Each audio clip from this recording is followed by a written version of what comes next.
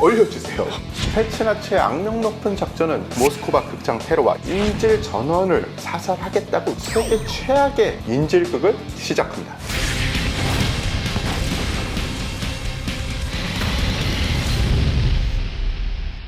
체체나치는 테러리스트들 사이에서 세계 최악의 상대로 악명이 높다고 합니다. 하지만 이러한 악명은 실력이 뛰어나서 생긴 것이 아니라 너무 무지막한 그들의 작전 수행 때문이기도 하죠. 가장 대표적인 사건이 바로 2002년 모스크바 극장 테러와 2004년 베슬란 학교 테러였을 겁니다. 2002년 10월 40여 명의 체첸 분리주의자 무장 괴한들이 자동 화기와 폭발물로 무장을 한 채로 총기를 난사하면서 모스크바 남동부에 위치한 극장에 진입을 해서 외국인 75명을 비롯해 인질 900여 명을 억류한 채로 인질극을 시작합니다.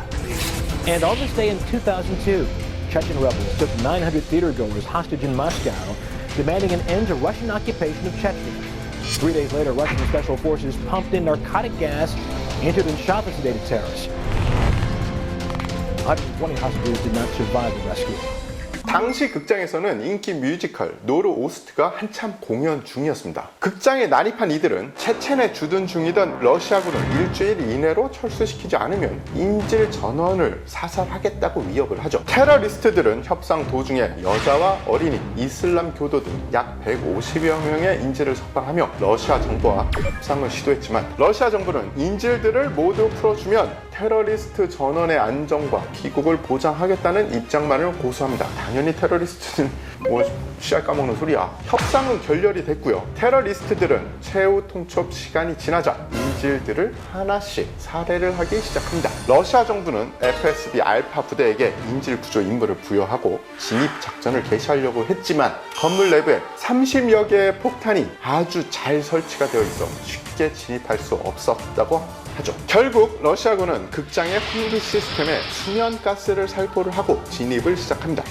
이 공식적으로는 수면가스였는데요. 이후에 밝혀진 가스의 정체는 마약에 가까운 향정신성 진통제인 펜타닐과 할로세인의 혼합물이었다고 합니다. 펜타닐은 정맥 마취제이자 강력한 진통제인데요. 헤로인의 80에서 100배입니다. 그러니까 같은 양이면 80에서 100배의 효과를 내는 거죠. 그렇기 때문에 과도하게 흡입할 경우 구토와 무기력증, 장기 손상 등으로 이어져서 사망에 이를 수 있으며 할로세인은 잘 혼합을 시키면 2시간 안팎에 불과한 펜타닐의 지속시간을 늘려주는 효과를 발휘한다고 합니다. 연인은 했었던 거예요. 가스를 투여를 하는 것 자체는 그렇게 나쁜 선택은 아니었다고 생각을 해요. 가스 주입 직후에 처음에는 화재로 착각한, 당연하죠. 이 허연색 연기가 스물스물하니까 테러리스트들이 이거 화재가 어디서 났나 했지만 이상한 낌새를 느끼고 일부는 가지고 있던 방독면을 바로 착용을 합니다. 테러리스트가 방독면을 가지고 들어왔다. 이거부터 이 사람들 보통 사람 아닌 거예요. 하지만 방독면을 늦게 착용하거나 착용하지 못한 테러범들과 인질들은 이제 힘없이 퍽퍽 쓰러지기 시작을 합니다. 알파와 빈펠 부대원들은 방독면을 착용하고 진입한 덕분에 초기 전사자는 없었지만 방독면을 착용한 채 출입문에서 대기하고 있던 테러범들과 치열한 교전이 벌어지죠. 10분 정도 뒤에 출입구 쪽에서 지키고 있던 테러범들은 전원 사살이 되죠. 2시간여의 작전 끝에 테러범들은 전원 사살이 됐지만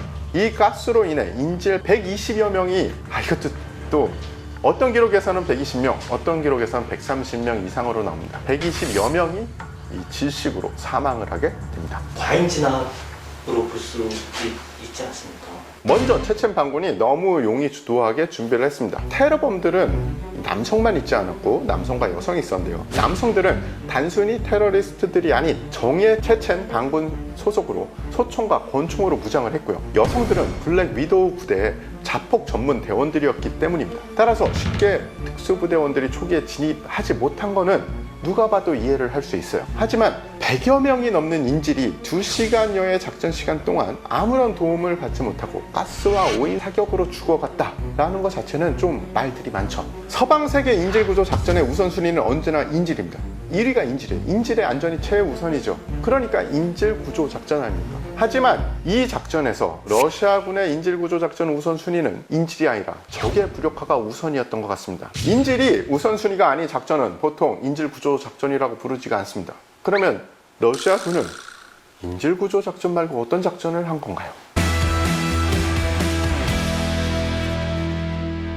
대량의 사상자가 발생한 이 사건은 전 세계인들에게 큰 충격을 던져주었지만 스테츠나치의 악명 높은 작전은 이 이후에도 계속 발생을 합니다. 2004년 9월 1일 러시아 연방 세베로오세티아 공화국의 베슬란에서 학생과 주민 등 약 1200여 명이 공립학교의 인질로 잡히는 사건이 발생합니다. 사고 당일은 개학일이어서 학생과 학부모 등 주민들이 학교에 많이 모여 있었는데 갑자기 독립을 요구하는 체첸 반군 수십 명이 들이닥쳐가지고 인질극이 시작이 된 거죠.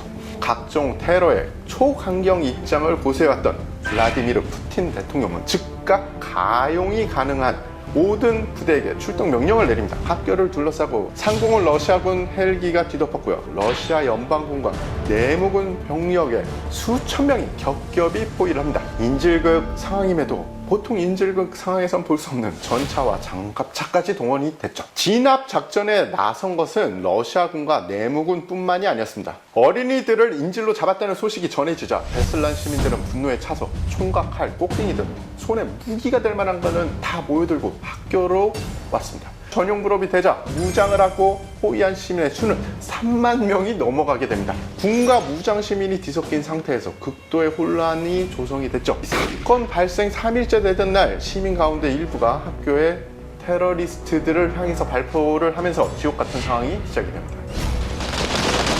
But the end was unplanned. Two explosions inside the school triggered an intense gun battle. Eyewitnesses say local militias led the fighting, distraught parents with guns.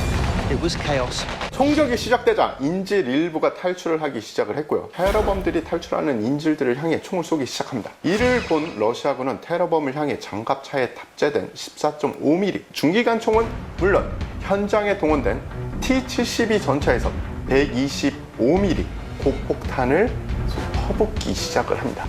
인질 구조 작전에서 탱크가 뿐만 아니라 상공에 있던 Mi-24 공격 헬기에서도 사격을 시작을 했습니다. 이와 동시에 내무군 특수부대와 FSB에서 지원 나온 알파와 빔펠 등 진입부대가 학교로 러쉬를 해서 들어가죠. 테러리스트들과 총격전이 본격적으로 시작이 됐고요. 당시 전 세계로 생중계된 이 진압작전은 보는 것 자체도 아비규환이었습니다.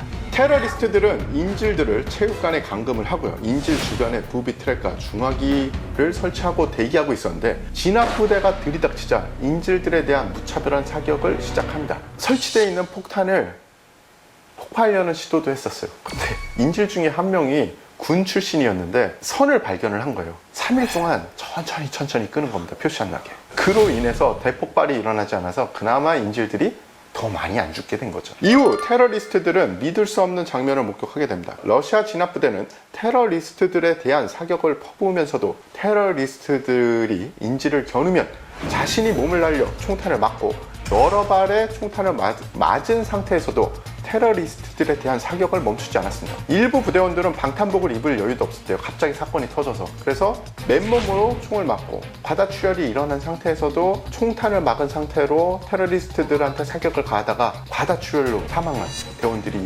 있었습니다. 어떤 대원들은 테러리스트가 던진 수류탄이 인질 한가운데 떨어지자 몸으로 막으면서 산화하기도 했고요. 총탄을 막으면서 아이들을 안고 탈출시키는 대원들도 있었다고 합니다. 이런 대원들의 감투 정신에도 불구하고 작전 결과는 대참사였습니다.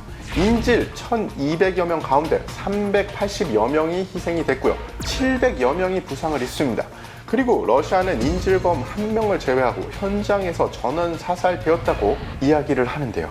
근데 이것도 아직 다 밝혀지진 않았습니다. 많은 연구가와 전문가들은 테러범들이 다 사살되지 않고 분명히 빠져나간 테러범이 있었을 것이다 라는 예측을 아직까지 하고 있어요. 이 과정에서 현장에 돌입했던 FSB 최정예 알파와 빔펠 지휘관 3명이 모두 순직을 합니다. 정말 대단한 일이에요. 707하고 UDT 특임대가 갔는데 707하고 UDT 특임대장이 그 현장에서 순직해버리는 그런 사건이 벌어진다고 보시면 됩니다. 물론 그런 일은 국내에는 없을 거예요. 하지만 그런 일이 있었다고 예상하시면 이게 얼마나 있을 수 없는 일인지 연상이 되실 거예요. 특수부대 사망자는 총 10명에서 20명 사이로 추정이 됩니다. 10명은 확실한데 20명도 있을 거다라고 이야기가 나오고 있어요. 왜냐, 10명은 확실하게 딱 영정이 나오고 사연이 다 나왔습니다. 현장에서 범인 한 명을 생포했다고 밝혔지만 이는 어디까지나 러시아의 주장일 뿐 현재까지도 진입작전의 진실은 그렇게 깨끗하게 밝혀지지 않았습니다. 옛날에는 테러범들이 좀 이렇게 높은 사람들, 뭐 국가 요인들, 뭐 아니면 국가 주요 시설들을 테러 대상으로 삼았습니다. 하지만 요새는 그렇지 않죠. 노력은 최소로 하고 최대 효과를 노리려면 제일 약한 부분을 친다. 그게 바로 학교나 종교 시설 같은 거죠. 게다가 학교나 종교 시설의 테러를 자행하면 사회적 이슈가 되기도 너무 쉽습니다. 최악의 작전이라는 평가를 많이 받고 있어요. 아무 준비도 없이 현장은 전혀 통제가 되지 않았고요. 지휘 체계는 너무 복잡했습니다. 민병대는 명령 체계가 없었고요. 심지어 러시아군 특수부대, 그러니까 진입했다가 인지를 구조해서 다시 나올 거 아닙니까? 그럼 거기다가 사격을 하는 거예요. 어차피 체첸 애들도 군복을 입고 있으니까 뭐지 저거는 총을 들고 뛰어가네 빵. 제대로 된 작전이었다면은 포위망을 형성을 하고 있으면은 언제 쏘고 언제 안 쏘고 이런 게 있었겠죠. 하지만 민병대들을 누가 어떻게 제어를 합니까? 베슬란 인질 사건을 처음 접하고 느낀 점은 이 2년 전에 모스크바 사건을 경험하고도 나아진 게 없구나. 그리고 그 이유는 제대로 된 강평이 없고 모든 거를 쉬쉬하던 게 또 2년 뒤에 여기서 이렇게 터지는구나 라는 게 제 생각이었습니다. 결국 베슬란 학교에서 다시 수많은 사상자가 났죠. 사건이 있으면 그 사건에 대해서 정확히 파악하고 그리고 진실을 알아야 됩니다. 진실을 덮어놓잖아요. 그러면은 그때는 지나가죠. 근데 비슷한 사건이 또 터지면 그만큼의 희생자는 또 날 수밖에 없어요. 즉 베슬란 학교에서 테러가 생기면 그만큼 사상자가 날 것이다.